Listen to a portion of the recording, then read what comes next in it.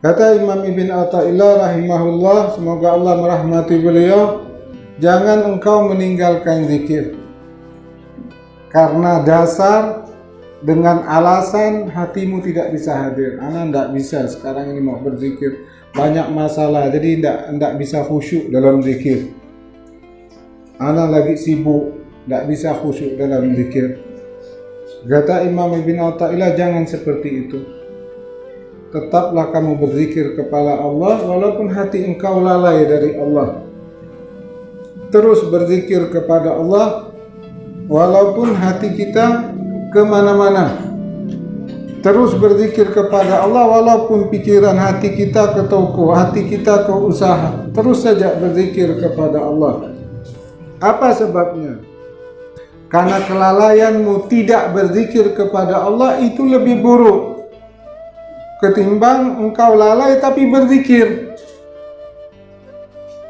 Jelas? Ada satu orang dia berzikir kepada Allah lalai, yang satunya tidak berzikir kepada Allah. Yang mana yang lebih buruk? Tak berzikir sama sekali. Ya. Jadi terus saja berzikir kepada Allah dimanapun kita berada, dalam walaupun hati lagi kacau balau, terus saja lantunkan saja zikir kepada Allah. Ya. Dan itu lebih baik, jauh lebih baik. Ya. Dan berharaplah kepada Allah ketika engkau berzikir dan hati engkau lalai kepada Allah, semoga Allah menumbuhkan hati yang lalai ini menjadi jaga. Ya. Karena ketika seseorang berzikir kepada Allah, sama juga dia menanam. Walaupun lalai, dia lalai kepada Allah, itu menanam, nanti ada berbuah. Mungkin nanti hatinya yang dulu lalai bisa jaga. Nah, setelah hati ini jaga, mungkin Allah naikkan lagi hati kita menjadi hadir. Ya. Mungkin setelah hadir Allah naikkan karena kita terus berzikir kepada Allah, Allah jadikan hati kita ghaib. Tidak ada yang kita ingat kecuali Allah. Ya. Ini mungkin atau enggak? Mungkin. Yang enggak mungkin apa? Enggak berzikir hatinya hadir, enggak mungkin. Ya. Kalau dia berzikir berarti dia ada menanam sesuatu. Mungkin nanti tumbuhnya hatinya hadir, hatinya ingat. Kalau enggak nanam, mana mau tumbuh? Enggak ada harapan. Enggak pernah berzikir, apa mungkin ada harapan hatinya hadir? Enggak ada.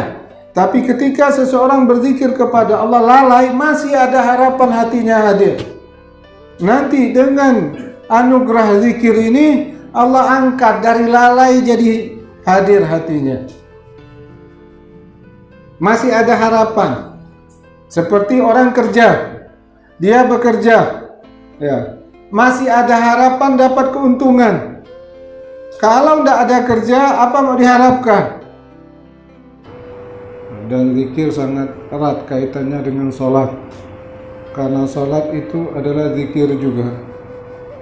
Kalau kita biasakan diri kita zikir di luar sholat sampai hadir hati kita, ya kan? Maka zikir akan terbawa di dalam sholat.